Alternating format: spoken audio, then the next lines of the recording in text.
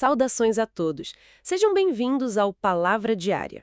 É uma alegria ter você aqui com a gente. Hoje a nossa conversa é sobre a mensagem a seguir. Vamos ouvir. Será muito interessante. O navio vai afundar. Em 1912, um navio entrou para a história da humanidade, o Titanic. O então maior e mais luxuoso navio já construído foi aclamado, festejado e cobiçado por todos. Apelidado de Navio dos Sonhos, representava o auge da engenharia e do orgulho humano. Contudo, na sua viagem inaugural, o impensável aconteceu. Na noite de 14 de abril, às 23h40, enquanto o capitão descansava, festas e músicas tomavam conta do convés. O imponente colosso de aço avançava em sua velocidade máxima. Os vigias, sem o preparo adequado para observar as águas frias e silenciosas, nada puderam fazer. O impacto com o iceberg foi inevitável. Um rasgo profundo abriu-se no casco e a água começou a invadir. O tempo, então, passou a correr contra a vida. O capitão e os oficiais se reuniram e anunciaram: o navio vai afundar. Com mais de 2.500 pessoas a bordo e botes salva-vidas para pouco mais de 1.100, o pânico tomou conta. Muitos tentaram ajudar. Os músicos, em um gesto comovente, tocaram até o último instante. O gigante dos mares inclinou-se às profundezas. Apenas cerca de 700 pessoas se salvaram. O restante não alcançou o porto desejado. Essa história real reflete perfeitamente a situação do mundo. O navio da humanidade já colidiu com o pecado. E embora a música e os prazeres e a normalidade pareçam seguir como sempre, o fim é certo. O julgamento já foi declarado. O mundo está condenado. E cada segundo é precioso. Não importa quão belo, luxuoso ou promissor pareça ser este mundo, ele está afundando. Como está escrito, o mundo passa e a sua concupiscência, mas aquele que faz a vontade de Deus permanece para sempre. Primeira carta, João 2,17. O mais terrível é que, assim como no Titanic, muitos não estão preparados. E o mais trágico, estão sendo enganados por falsas esperanças, estratégias humanas, religiosidades vazias e ilusões passageiras. Pois haverá entre vós falsos mestres, e muitos seguirão suas práticas libertinas. Segundo Pedro 2. A música continua tocando, mas o mal já está acontecendo debaixo delas. Segundo Timóteo. Contudo, há esperança no Titanic, os botes eram limitados. No reino de Deus, a salvação está disponível a todos. Quem crê e for batizado será salvo. Quem não crê já está condenado. A palavra crer é totalmente a diferença que move o mundo, crer em Jesus Cristo. Os que foram salvos naquela tragédia não foram por mérito, mas por misericórdia. Assim também é conosco, não pelas obras de justiça que houvesse feito, mas segundo a sua misericórdia nos salvou. Paulo escreve isso a Tito. Não há outro caminho, não há outro nome, e em nenhum outro há salvação, porque também debaixo do céu nenhum outro há dado entre os homens pelo qual devamos ser salvos. Lucas escreveu isso em Atos capítulo 4, verso 12. Por isso, se o mundo afunda, anunciemos o evangelho. Se o tempo corre, proclamemos a Cristo com urgência. Se as trevas aumentam, sejamos luz. Clamem em alta voz, aumentam, sejamos luz. Não debatam, levanta a sua voz com a trombeta. O nosso chamado é guiar os perdidos ao Salvador, o único que pode nos levar ao porto da salvação, como está escrito. Então clamam ao Senhor, e Ele leva ao porto desejado. Salmo 107, verso 28 ao 30. Jesus é o único resgate. Ele é o nosso bote salva-vida, nosso caminho, nosso refúgio. Voltemo-nos às Escrituras, proclamemos o Evangelho, vivamos para anunciar aquele que nos salvou da morte eterna. O navio vai afundar, mas a graça de Deus está lançando cordas de salvação a todos os que creem. Apeguemo-nos a Cristo e vivamos na esperança e certeza da nossa salvação. O navio vai afundar. A história do Titanic, nossa, talvez o naufrágio mais famoso do mundo. É impressionante como essa tragédia é usada em algumas reflexões, sabe? Quase como uma alegoria do evangelho, uma perspectiva bastante intensa que a gente encontra nessa análise. Exatamente. A narrativa do Titanic, né? Com toda aquela grandiosidade e um fim tão abrupto, ela oferece uma imagem muito forte.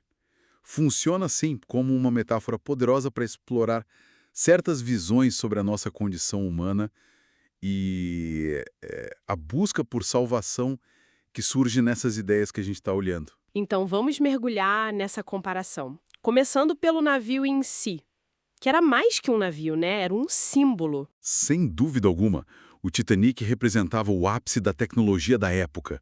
Um luxo, assim, incomparável. Quase um monumento flutuante ao orgulho humano, à capacidade humana, talvez.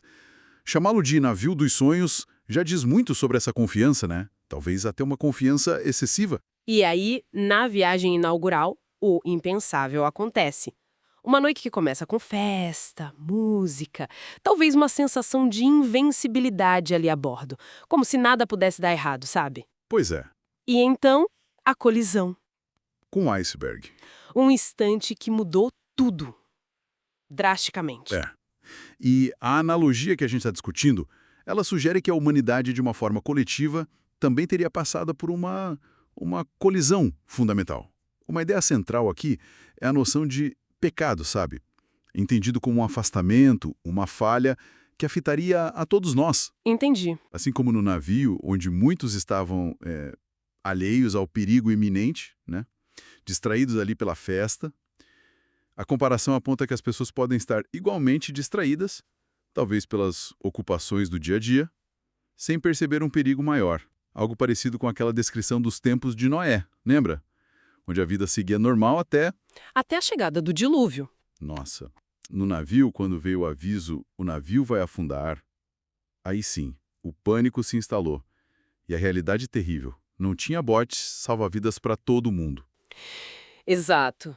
Mais de 2.500 pessoas a bordo, mas espaço para pouco mais de 1.100 nos botes. Uma conta, assim, trágica. E é nesse ponto que a comparação ganha ainda mais força, né? A visão apresentada é que este mundo, no sentido figurado, também estaria afundando. Tem até aquela ideia na primeira carta de João que fala que o mundo passa. Sim, lembro disso. O perigo que essas reflexões destacam não seria só o naufrágio em si, mas o risco de confiar em botes furados, digamos assim. Ou seja, falsas esperanças, ilusões, talvez até ensinamentos enganosos. Como alertam algumas passagens, tipo nas cartas de Pedro, 2 Timóteo, que prometem segurança, mas no fim não podem salvar de verdade. Mas olha, aqui entra uma diferença crucial na comparação, certo? Na questão da possibilidade de resgate. É bem diferente do Titanic. Correto. E é uma virada fundamental na analogia. Se no Titanic os meios de salvação eram limitados, e muitos, infelizmente, morreram, a perspectiva oferecida aqui é radicalmente diferente. Ela propõe uma salvação divina que estaria disponível a todos, todos que a aceitam pela fé. Ah, então não seria por mérito. Não, de jeito nenhum. Não seria algo conquistado por boas obras ou mérito pessoal, mas um presente, um ato de pura graça, de misericórdia. Como está lá em Efésios, em Tito, é um dom, não um salário, entende? Entendi, um presente. E esse resgate, essa salvação oferecida como presente, tem um caminho específico nessa ótica? Um nome? Sim, a ideia é bem direta nesse ponto. Apresenta-se Cristo como o único, o exclusivo meio de resgate. Usando a figura da nossa conversa aqui, ele seria o único bote salva-vidas confiável. Aquela passagem de Atos 4:12 é muito usada para reforçar isso, que não haveria outro nome capaz de trazer salvação. Certo. É um convite, então, para reconhecer a situação de perigo e buscar refúgio na única opção que essa visão considera verdadeiramente segura. O que nos leva, claro, a pensar na urgência dessa mensagem. Se a situação é tão crítica quanto a de um navio afundando, o alerta precisa ser, claro e alto. Precisamente. Se o navio está metaforicamente indo a pique, a mensagem de resgate deveria ser proclamada com urgência, com clareza, como o som de uma trombeta alertando para o perigo iminente, sabe? Uma imagem forte lá de Isaías. Uma trombeta. É. O objetivo final seria guiar as pessoas para o porto desejado, uma expressão bonita lá do Salmo 107, que, dentro dessa analogia toda, representa Cristo como o destino seguro, o destino final. É uma comparação realmente intensa. Pega um evento histórico que todo mundo conhece, carregado de drama, e usa para ilustrar uma mensagem espiritual profunda sobre perigo, perdição, mas também sobre esperança de um resgate. Sem dúvida alguma.